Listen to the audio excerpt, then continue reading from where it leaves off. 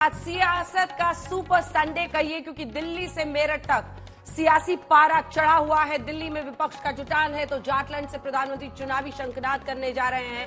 एक बार फिर दिल्ली के रामलीला मैदान में आप दूसरी तरफ देखेंगे विपक्ष के नेताओं को एकजुट होते हुए, जिसमें सोनिया गांधी से लेकर उद्धव ठाकरे, अखिलेश यादव, तेजस्वी, तमाम नेता जुट रहे हैं। दिल्ली के सीएम अरविंद केजरीवाल जेल में हैं, उनकी गिरफ्तारी के खिलाफ विपक्षी नेता एकजुट होकर लोकतंत्र बचाओ नारे के साथ आज मंच पर उसी रामलीला मैदान में आ रहे हैं, जहां से एक वक्त पर अन्ना हजारे और फिर अरविंद केजरीवाल ने मिलकर कांग्रेस पार्टी की सरकार के खिलाफ सबसे बड़ा हल्ला बोल किया था।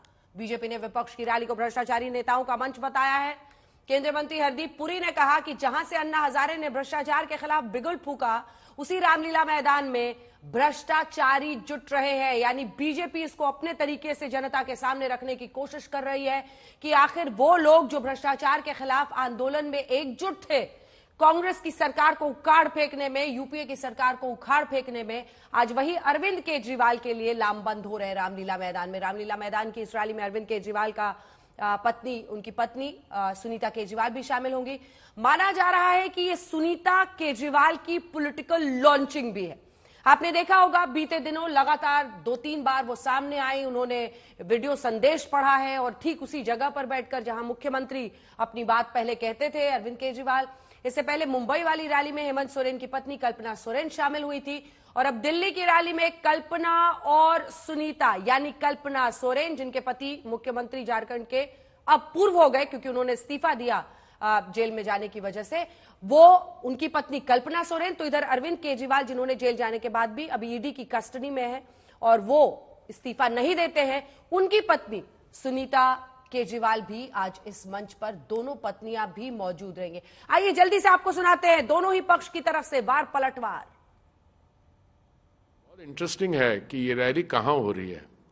ये रैली वहीं हो रही है जहां पे मुझे लगता है आज से कोई 12-13 वर्ष पहले रामलीला ग्राउंड में अन्ना हजारे जी ने एक आंदोलन चलाया था। उस आंदोलन में श्री अरविंद केजरीवाल जी भी भाग ले रहे थे। उस समय वो कहते थे कि वो तो सोशल एक्टिविस्ट हैं और वो कभी राजनीति में नहीं आना चाहते हैं। तो उसकी तो बात छोड़िए, पहले ये आंदोलन किसके खिलाफ था? उस समय सत्ता में कौन सा राजनीतिक दल था? जहां तक आपको भी सबको जानकारी है, कांग्रेस पार्टी का राज था और उस समय जो भ्रष्टाचार की परिभाषा है वो बहुत इंटरेस्टिंग है।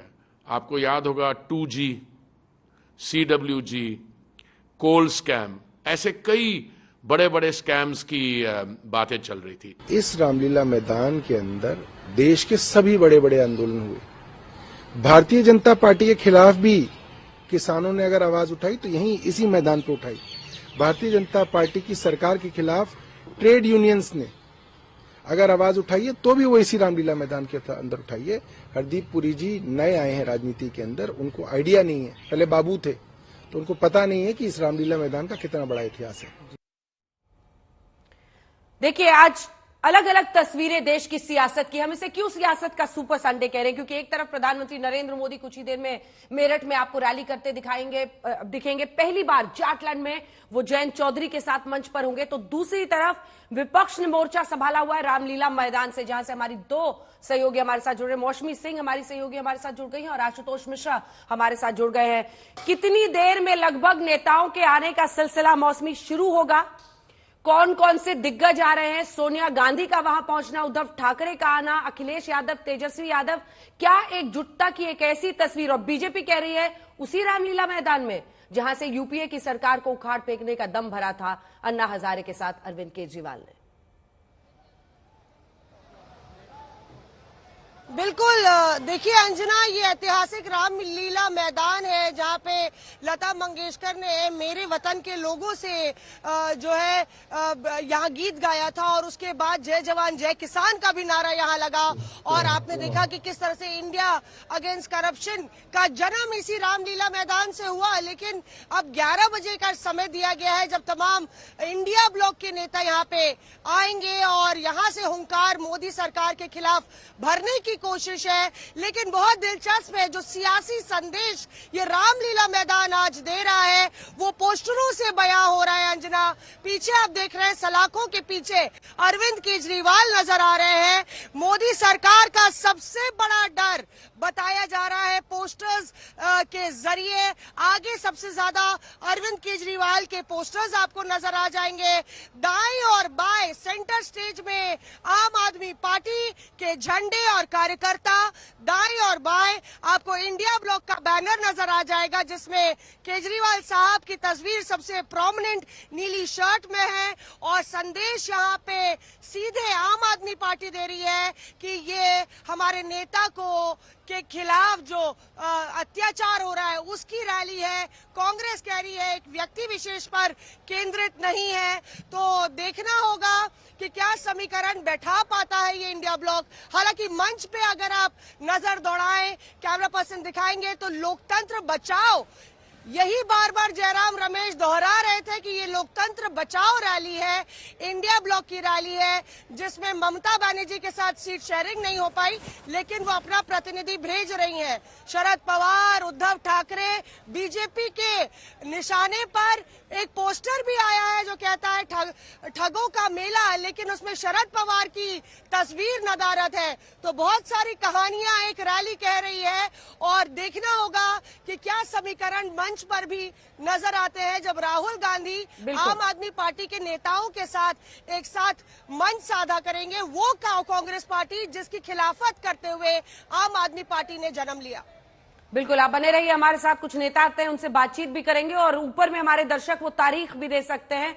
देखिए, इन सब का सीधा नाता उस चुनाव से है जिसकी तारीखें आप ऊपर देख रहे हैं। आशुतोष, इसको मल्टी स्टारर तमाम विपक्षी नेता तो बना ही रहे हैं, लेकिन सुनीता केजरीवाल और कल्पना सोरेन दोनों, एक पूर्व मुख्यमंत्री, एक मौजूदा मुख्यमंत्री की पत्नियां भी मंच पर होंगी। वो भी एक तरीके से एक संदेश देने की कोशिश है। राजनीति में ऑप्टिक्स बहुत मैटर करता है अंजना, और ऑप्टिक्स की कहते हैं ना कि खेल है। कोई भी दल हो, अगर आपको मास तक पहुंचना है, लोगों तक पहुंचना है, तो आप कुछ ना कुछ सामने जरूर रखते हैं। अरविंद केजरीवाल की अनुपस्थिति में सबसे बड़ा सवाल यह था कि आम आदमी पार्टी का क्या होगा, प्रचार कैसे होगा, सबसे बड़ा चेहरा गायब होगा। तो आपने देख लिया कि वो आती हैं सामने, लेकिन आप सुनीता केजरीवाल की सिर्फ आवाज सुनते हैं। संदेश अरविंद केजरीवाल का है। और अब अगर आपको झारखंड में जाना है, चंपाई सोरेन मुख्यमंत्री भले हों, लेकिन अगर हेमंत सोरेन की अनुपस्थिति है तो उन्हें भी समझ में आ गया कि अगर आपके पास भी सबसे बड़ी ताकत कौन सी है, और वो ताकत हुई कि हेमंत सोरेन की पत्नी अगर राजनीतिक मंच पर जाकर उनका भाषण करें तो बतौर स्टार कैंपेनर तो प्रचार कर ही सकती हैं। लेकिन इस राजनीति का ये जो मंच है, इसके पहले इसी मंच पर दरअसल देश में बहुत सारे राजनीतिक सामाजिक आंदोलन हुए हैं। अमूमन इन नेताओं को आपने कई बार किसी राज्यों में विपक्षी नेताओं के, मुख्यमंत्रियों के शपथ ग्रहण में एक साथ देखा होगा। प्रियंका कक्कड़ आम आदमी पार्टी की चीफ स्पोक्स पर्सन हमारे साथ जुड़ रही हैं। प्रियंका, बहुत बहुत स्वागत है। लेकिन प्रियंका, ये हम जो देख रहे हैं, हेमंत सोरेन की पत्नी, अरविंद केजरीवाल की पत्नी, एक पूर्व मुख्यमंत्री और एक मौजूदा मुख्यमंत्री, जो दोनों की पत्नियां यहां पर होंगी, सामने आएंगे उनके बयान या जो भी वो यहां पर मंच से बोलेंगी।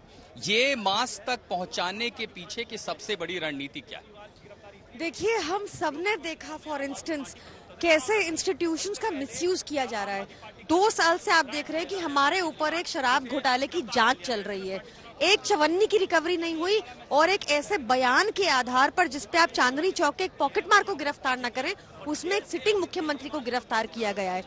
दूसरी तरफ ये भी साफ दिख गया है कि जिसको भाजपा की ईडी और खुद भाजपा साउथ लिकर लॉबी का किंगपिन बताती रही, पी शरत रेड्डी, 60 करोड़ रुपया उसने भाजपा को अपनी गिरफ्तारी के बाद दिया, जिसके बाद वो सरकारी गवाह बन जाते हैं और ईडी उनकी बेल पर आपत्ति नहीं करती।